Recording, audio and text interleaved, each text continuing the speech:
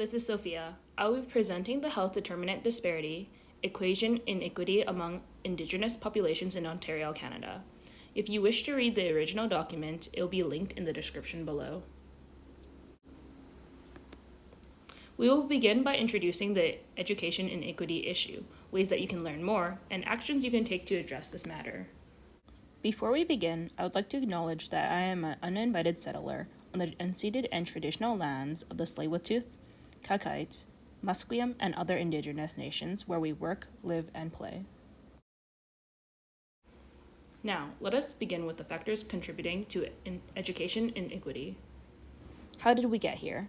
In the heart of Ontario, Canada, the Anishinaabe and other Indigenous communities struggle with a disparity that perpetuates a cycle of disadvantage, education inequity. At the core of education inequity lies an entrenched system of inequality rooted in historical and structural determinants, including the Indian Act and other contemporary policies that put the government and educational institutions in power. Due to colonization, marginalization, and discrimination, Indigenous populations are more likely to experience socioeconomic gaps, foster care, and incarceration. These systems of inequalities intersect to create hierarchies that systematically disenfranchise and disempower these Indigenous communities. There are various consequences of education inequity. For example, Indigenous students are less likely to finish secondary school. Financially, it contributes to cycles of poverty, low employment rates, and other socioeconomic gaps. Education inequity also leads to cultural corrosion and dissonance, disruptions to community cohesion and resilience, and poor mental health. As a review, this presentation focuses on education inequity within the Anishinaabe Nation and other Indigenous communities in Ontario, Canada. It is an ongoing issue that has large short-term and long-term consequences, which can affect aid. To learn more, watch until the end of this video or read the document in the description below. We aim to shed light on systematic factors and social dynamics that highlight education inequity for a future of inclusive and equitable education. Here are 6 learning resources you can use to learn more. For a more comprehensive understanding of Canada's history, it is important to examine the Indigenous perspectives which have been neglected in the historical education of this country. This educational guide encourages students to explore the deep, breadth, and diverse regional variations of Indigenous experiences, including the legacy of colonialism and repressive policies to which Indigenous peoples have been subjected. In an overview of Canadian Indigenous history, the guide engages students to critically consider individual and collective perspectives in shaping historical narratives and solutions to equity issues. In the first video, Matthew Provost shares his experience as an Indigenous student navigating 2 worlds within academia. He recounts institutional barriers, racism, and trauma, yet celebrates resilience and academic achievement. He urges mindfulness in curriculum inclusivity, calls for support of Indigenous voices, and emphasizes the importance of safe learning environments. In the other video by Global News, this YouTube video sheds light on the importance of Indigenous educators in the education system. Indigenous speakers explain the social inequalities and challenges Indigenous students face in culturally insensitive provincial schooling, expressing the importance of Indigenous leadership and self-determination in creating safe environments for Indigenous education.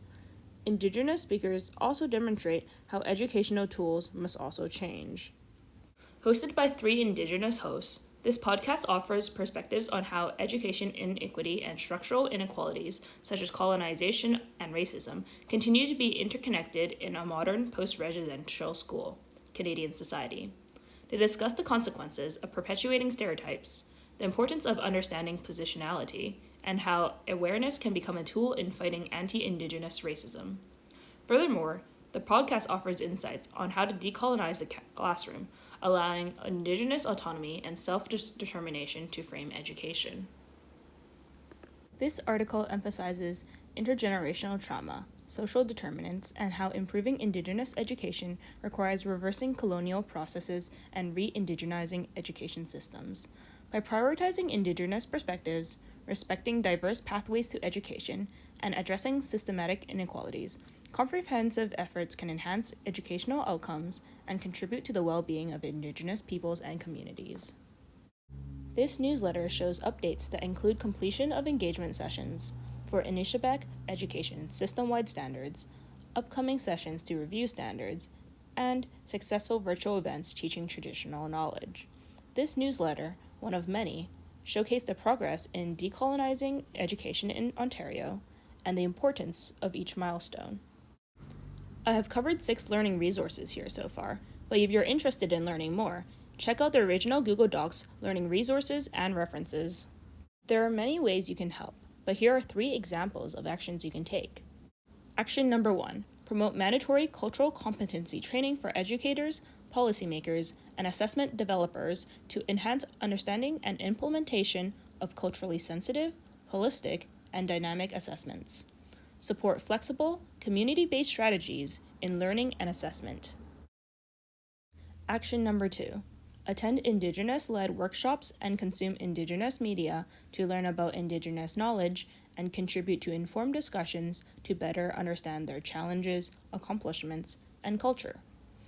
Encourage their involvement in the design, development, and evaluation of educational materials and assessments to ensure cultural relevance, representation, and authenticity. Action number 3. Advocate for curriculum diversification, inclusive learning environments, and increased education funding by lobbying or writing letters to educational institutions, asking them to incorporate more Indigenous perspectives and knowledge. Stay informed and support legislative initiatives aiming to recognize Indigenous students' needs and disseminate culturally relevant education. Thanks so much for watching. If you have any questions, please feel free to leave it in the comment section of YouTube or leave a comment on the Google Doc.